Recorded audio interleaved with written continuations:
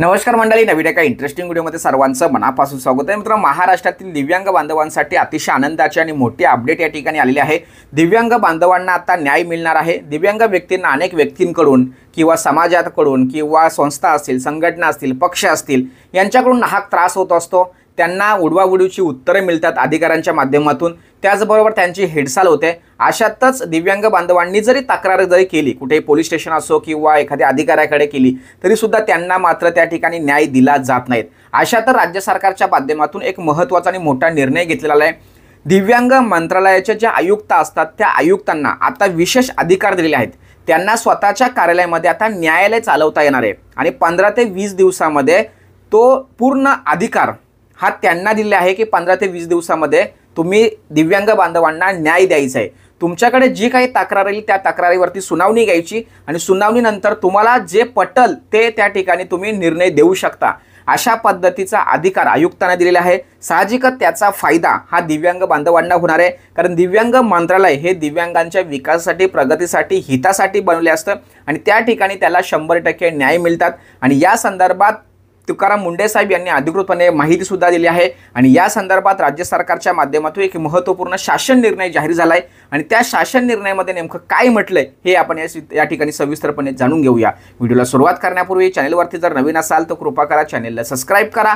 अशाच महत्त्वपूर्ण अपडेट या चॅनलवरती येत असतात। चला तुम्ही व्हिडिओला सुरुवात करूया। तर मित्रांनो, तुम्ही या ठिकाणी पाहू शकता 31 ऑक्टोबर 2025 रोजी दिव्यांग व्यक्तीचे हक्क अधिनियम 2016 अनुसार राज्य आयुक्त यांना विशेष अधिकार व कर्तव्य पार पाडण्यासंदर्भात महत्त्वाचा शासन निर्णय या ठिकाणी दिलेला आहे आणि या शासन निर्णयामध्ये अतिशय महत्त्वाची बाब समजावून सांगितले। यामध्ये जर समजा तुम्हाला तक्रार करायची असेल तर बघा या ठिकाणी काय सांगितले बघा, राज्य आयुक्तांकडून अनुसरली जाणारी प्रक्रिया, यामध्ये स्वतःहून कार्यवाही राज्य आयुक्त हे कलम 80(ब) अंतर्गत अधिकाराचा वापर करून अहवाल, तपासणी, माध्यमे, विश्वसनीय स्रोतांवर आधारित तक्रारीची चौकशी करतील व त्यानुसार कारवाई सुद्धा करतील। आणि या संदर्भात हा महत्त्वाचा या ठिकाणी निर्णय राज्य सरकारच्या माध्यमातून आयुक्तांना दिलेला आहे। तर यामध्ये बघा, दिव्यांग व्यक्ती जे असतात किंवा त्यांचे जे पालक असतात किंवा पालक म्हणून प्रतिनिधी म्हणून काम पाहतात किंवा कायदेशीर जे प्रतिनिधी असतात ते राज्य आयुक्तांकडे तक्रार करू शकतात। प्रत्येक तक्रारीमध्ये खालील तपशील असणं आवश्यक आहे। समजा तुम्हाला तक्रार करायची, मग तक्रार करत असताना तुम्हाला आयुक्तांच्या नावाने करायचं आहे। प्रति काय करायचं आहे, प्रति आयुक्त दिव्यांग मंत्रालय मुंबई वगैरे जे काय असेल ते तुम्हाला मी पत्ता तुम्हाला शेवटी देतोय, तर त्या पत्त्याचा आधार घेऊन तुम्ही पोस्टाने त्या ठिकाणी अर्ज करू शकता किंवा प्रत्यक्ष जाऊन सुद्धा तुम्ही त्या ठिकाणी अर्ज करू शकता। तर यामध्ये बघा, अर्जदाराचे संपूर्ण नाव व पत्ता असणं खूप गरजेचं आहे। त्याचबरोबर प्रतिवादाचे नाव, वर्णन व पत्ता। प्रतिवादीचे नाव म्हणजे काय, जो आपल्याला त्रास देतोय त्या व्यक्तीचं नाव लिहायचं आहे, तो कोणत्या पदावरती आहे, त्याचा पत्ता काय आहे, या सगळ्या गोष्टी तुम्हाला या ठिकाणी लिहायचे। त्याचबरोबर तक्रार आणि तक्रारीचे स्वरूप, म्हणजे तुमची तक्रार कशाच्या स्वरूपात आहे, सेवा रिलेटेड आहे की हक्क रिलेटेड आहे, जे काय असेल ते स्वरूप तुम्हाला मांडायचे। म्हणजे तुम्हाला त्या व्यक्तीविषयी काय तक्रार करायची हे तक्रार तुम्हाला सविस्तरपणे लिहायची, काही काळजी करायची नाही, व्यवस्थित सविस्तरपणे जे तुम्हाला मांडायचे तुम्ही लिहू शकता। त्याचबरोबर त्या संदर्भात काही पुरावे आहेत का, डॉक्युमेंट्स आहेत का, व्हिडिओ आहेत का, फोटो आहेत का किंवा इमेजेस आहेत का, हे सगळे तुम्हाला त्या ठिकाणी जोडायचे। लक्षात ठेवा, आता एक लक्षात ठेवा, हे पुरावे तुम्हाला जोडत असताना महत्त्वाची बाब म्हणून लक्षात ठेवा, तुमच्याकडे डॉक्युमेंट स्वरूपामध्ये जर तुम्ही एखादा अर्ज दिला असेल आणि अर्जाचा त्या ठिकाणी तुम्हाला तो अर्ज अप्रूव्ह होत नाही किंवा तुम्ही एखाद्या कर्ज रिलेटेड खूप अडचणी आहेत लोकांच्या, तर त्या कर्ज स्वरूपात तुम्ही अर्ज केल्यानंतर वर्षानुवर्ष तो अर्ज त्या ठिकाणी प्रलंबित राहतो, तर अशा वेळेस तुम्ही अर्जाची ओसी वगैरे तुम्ही जोडू शकता। त्याचबरोबर तक्रारदाराने मागितलेले मदत, म्हणजे आता तुम्ही तक्रार करताय पण तुम्हाला त्याच्यामध्ये काय न्याय पाहिजे, तुमचं काय म्हणणं आहे किंवा अधिकाऱ्याने कशा पद्धतीने वागलं पाहिजे, तर हे सुद्धा तुम्हाला त्या ठिकाणी मांडायचं आहे। तर अशा परिस्थितीमध्ये वरील सर्व मसुदे जी तक्रार आहे त्या मसुद्यात तक्रार प्राप्त झाल्यानंतर राज्य आयुक्त प्रतिवादीला त्याचे उत्तर दाखल करण्यासाठी, आपले म्हणणे मांडण्यासाठी, म्हणजे ज्याच्या विरोधी आपण तक्रार करतोय त्या तक्रारदाराला त्या ठिकाणी त्याचं म्हणणं ऐकण्यासाठी एक नोटीस पाठवत असते आणि ही नोटीस आयुक्तांच्या शिफारशीसह दिली जाते। त्यामध्ये राज्य आयुक्तांनी प्रतिवादाला निर्गमित केलेली नोटीस, प्रतिवाद म्हणजे काय, तर ज्याच्यावर आपण तक्रार केलेली आहे ती व्यक्ती, या प्रतिवादाला मिळाल्यापासून जास्तीत जास्त 15 दिवसाच्या आत त्याने ती लेखी त्या संदर्भात उत्तर देणं अपेक्षित आहे।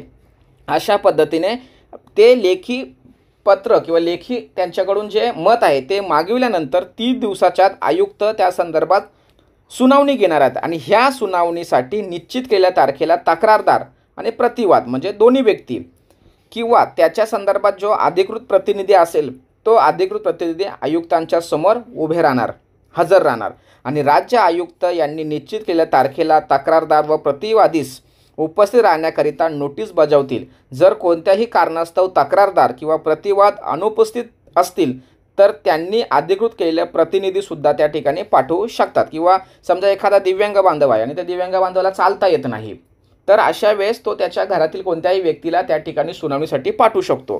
त्याचबरोबर सुनावणीच्या तारखेस या ठिकाणी बघा, जर तक्रारदार आणि त्याचे अधिकृत जे प्रतिनिधी असतात सुनावणीसाठी ते कोणतेही कारण न देता जर हजर राहिले नाही तर राज्य आयुक्त सदर तक्रार हलगर्जीपणा दुर्लक्षित म्हणून फेटाळू शकतील आणि गुणवत्तेनुसार निर्णय देऊ शकतील। म्हणजे समोरचा व्यक्ती जर हजर राहिला नाही तर त्या ठिकाणी हलगर्जीपणा घोषित करून त्या ठिकाणी निर्णय देऊन टाकणार, अशा पद्धतीचा अधिकार हा आयुक्तांना राज्य सरकारने दिलेला आहे। त्यामुळे सुनावणीच्या तारखेला जर प्रतिवादी किंवा त्याच्या अधिकृत प्रतिनिधी सदर सुनावणीसाठी अनुपस्थित राहिले तर राज्य आयुक्त दिव्यांग व्यक्ती हक्क अधिनियम 2016 कलम 82 नुसार प्रतिवादाला उपस्थित राहण्याकरिता समन्स सुद्धा बजावू शकतो। म्हणजे शेवटची त्याला सूचना सुद्धा करू शकतो। जर समजा तुम्ही आत्ता जर हजर राहिले नाही तर आम्ही ज्या तक्रारदार आहे की जी व्यक्ती आहे दिव्यांग आहे त्याच्या बाजूने आम्ही निर्णय देणार। तर अशा पद्धतीने प्रतिवादाला आपले म्हणणे मांडण्यास नोटीस बजावू देखील शकतात किंवा हजर राहण्यासाठी उपस्थित राहण्यासाठी समन्स बजावून सुद्धा जर नोटीसचे पालन केले नाही तर राज्य आयुक्त एकतर्फी निर्णय देऊ शकतात। अशा पद्धतीने राज्य आयुक्त योग्य कारणासाठी योग्य अटीवर कारवाई करण्यास कोणत्याही टप्प्यावर तक्रारीची सुनावणी स्थगित सुद्धा करू शकतो। म्हणजे त्याचबरोबर सुनावणी पूर्ण झाल्यावर 15 दिवसात राज्य आयुक्त सदर प्राप्त तक्रारीबाबत निर्णय देतील व सदर निर्णय संबंधितांस कळवतील। अशा पद्धतीने हा शासन निर्णय मित्रांनो, या शासन निर्णयाच्या माध्यमातून आपल्याला स्पष्टपणे कळतंय की या ठिकाणी दिव्यांग व्यक्तीने जर तक्रार जर केली तर राज्य आयुक्तांना स्वतःला सेपरेट या ठिकाणी अधिकार दिलेले आहेत सुनावणी घेण्याचा आणि निर्णय देण्याचा। त्यामुळे ही बातमी किंवा हा शासन निर्णय दिव्यांगांसाठी अतिशय आनंदाचा आणि महत्त्वाचा आहे, उपयुक्त असणार आहे। हा शासन निर्णय मी डिस्क्रिप्शन बॉक्समध्ये देतोय, प्रत्येकाने याची PDF डाउनलोड करून ठेवायची, तुमच्याजवळ ठेवायची, कारण भविष्यामध्ये कोण कधी कोणाला त्रास देईल हे सांगता येत नाही। त्यामुळे तुमच्याकडे शासन निर्णय असणं आवश्यक आहे। म्हणजे शासन निर्णय असेल तर त्या अधिकाराला सुद्धा तुम्ही दाखवू शकता, हे बघ जर तू माझं काम करत नसशील तर मात्र मी डायरेक्ट राज्य आयुक्तांकडे जाऊ शकतो, तुझी तक्रार करू शकतो। त्यामुळे साहजिकच तुमची कामं व्यवस्थित आणि वेळेवर होती। अशा पद्धतीने छोटीशी आणि महत्त्वाची व्हिडिओ तुमच्यासमोर ठेवण्याचा प्रयत्न केलाय। सदर व्हिडिओ सदर माहिती महाराष्ट्रातील सर्व दिव्यांग बांधवांसाठी अतिशय महत्त्वाची उपयुक्त असल्याकारणाने त्यांच्यापर्यंत ही व्हिडिओ पोहोचवण्यासाठी सहकार्य करा। भेटूया पुढील व्हिडिओसह, तोपर्यंत धन्यवाद। जय हिंद, जय महाराष्ट्र।